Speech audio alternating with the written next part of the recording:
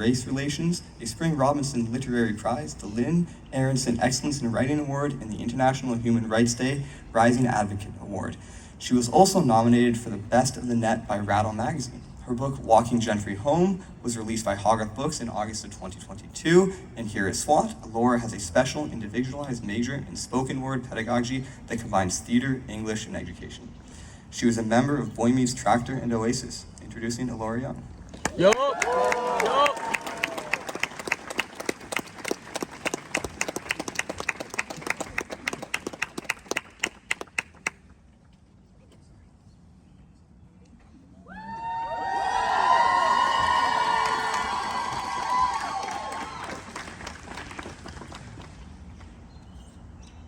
Hi.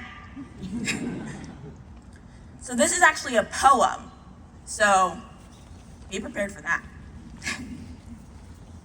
Swarthmore is a lucid dream of how the world could be. The first place I ever truly felt like I belonged. All your faces paint a portrait of a new reality, and your minds wind in tandem to a different song. When I came here freshman year, I didn't just make friends with people who were like me. I lived on the same floor as the entire lacrosse team. And despite a false mask of ball caps, they welcomed me with open arms. And over again, I found myself falling in love with these people, with their brilliant minds and their kind hearts. And I genuinely believe there is no better place in the world for me than Swarthmore College. It's where I discovered that being myself was not a malignancy. I think that every group has their own little proclivities, but we all came together to create this strange, interesting place. The thing about Swarthmore is you're not gonna find the typical kind of people. Here, we're a little weird in a beautiful, magnificent sort of way. Here, the little weird people with their little weird passions make big changes with their big dreams. Here you find the next great herpetologist specializing in hellbender salamanders, or the guy who wins the Nobel Prize for combining the mechanics of Beyblades with the theory of special relativity and discovers something about how black holes work. That's the kind of people who go to Swarthmore. The overwhelmingly and world-shatteringly brilliant and unique. Because Swarthmore is a lucid dream of how the world could be. Sometimes this place places a crushing weight on your bones. It's heavy. It makes you work. You do not get out of here without a little pain and a lot of grade deflation. This college doesn't simply teach math or history, it teaches us that the fate of this human experiment is in our hands, and that the weight of the world is a heavy heart to carry.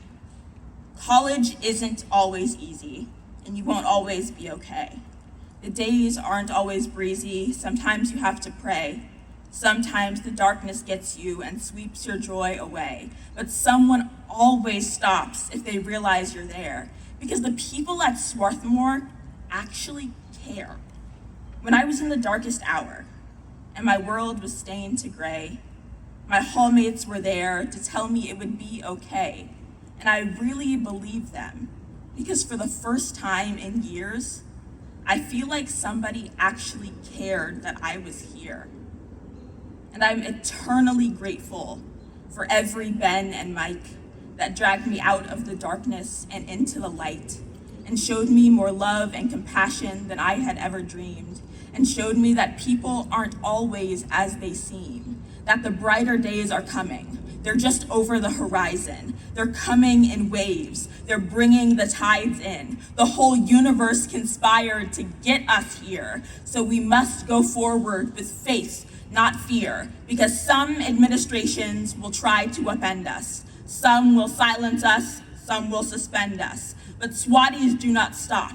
They ford each river, sail each sea, until judgments are just, until Palestine's free, because Swarthmore is a lucid dream of how the world could be. College is brief. It's fleeting. It passes. You chase all your dreams, maybe miss some classes, but you will learn so much in these 4 years. You're given the tools to build yourself anew, to carve away at your old self like chipping marble until you reveal the true shape of your soul. Semesters feel like years and years feel like seconds, and you'll probably gain 15 pounds. There's no getting around that one. I am now a straight B student, and I'm totally okay with that, because anywhere else it would have been an A. And I don't regret a single choice I made while I was here. Let me clarify. I regret several choices I made while I was here, but I'm glad that I made them, because bad choices are often good memories, and I will cherish those bad choices and those bad grades because they showed me I'm allowed to be imperfect. I'm allowed to stumble and fall and sprain my ankle while blackout drunk and doing the Cotton Eye Joe. And I'm allowed to laugh at myself, because in college, your friends laugh with you, not at you, and they pick you up when you fall and drag you back to your dorm and put a backpack on you so you don't choke on your own vomit. And then they bring you breakfast the next morning because they love you. Every point I lost on my grade is a point I gained in my life story. Every bit of joy is a rich umami that coats your tongue. Bask in the B's, because A's look good on a transcript, but a B goes down much better in a memoir.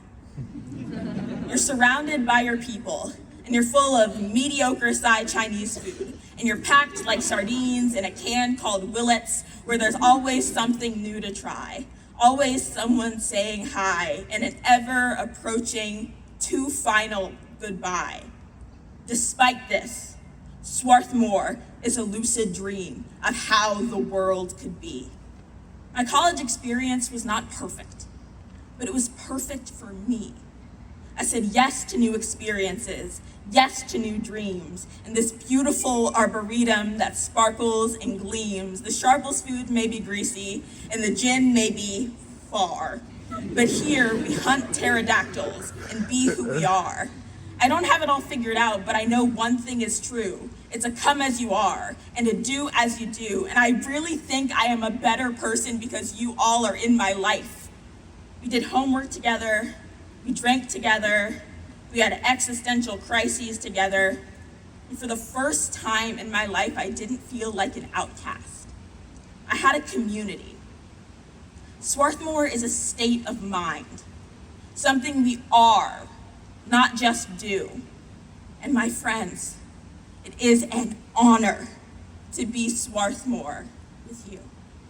The mice in the dorms are from all walks of life. They eat a wide variety of crumbs, and it's close to impossible to escape them. Someone sleeps in the lounge to avoid the mice in their room, and the mouse comes to the lounge to keep them company.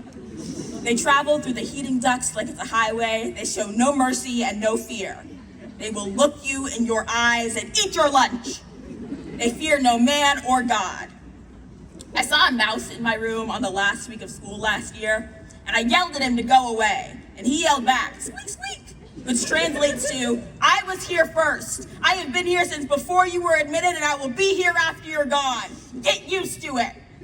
And I heeded his warning. That mouse was in charge, and I was but a visitor in a home he had known for generations. Swarthmore is meeting your people for the first time. You incredible people. You make me think in poetry. You are a corrugated metal melody. Swarthmore is a paradise of noise and math and memory, the sweetest youthful madness, shotgunning dopamine like it's so college that you are taking my breath away. And I didn't say it enough while we were all together, but my God, you are ethereal. No, I will remember you.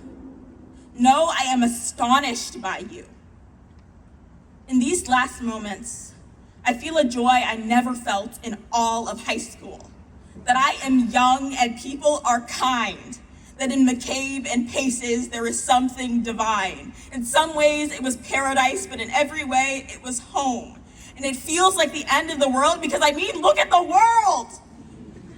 But in my heart, I know that if you all are the people out there making the world happen, it might actually be okay.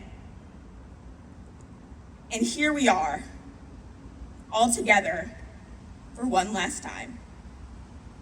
We leave in the morning. College ends in what is practically the morning. I say a silent prayer that I get to keep all the amazing friends I made here, that we don't drift apart as I fear. You have left a mark on my heart and mind. You are unforgettable no matter the time, because Swarthmore is a lucid dream of how the world could be. One Friday night, I went back to Willett's Third. It felt like walking in a dream. The ceiling seemed lower. The hallways were the same with different names, and someone else lived in my dinky dorm. And there was a girl sitting in my chair, in my signature yellow sweater, in the same way I used to do my hair.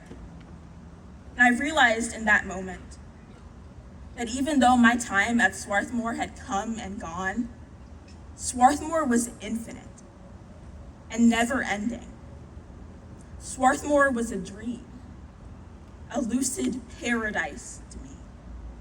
There would always be a young girl with too much heart, falling in love with her neighbors, learning all their names.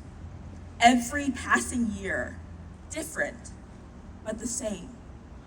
She would sit listening to every piece of lore, and even when the dream was over, she would always love Swarthmore.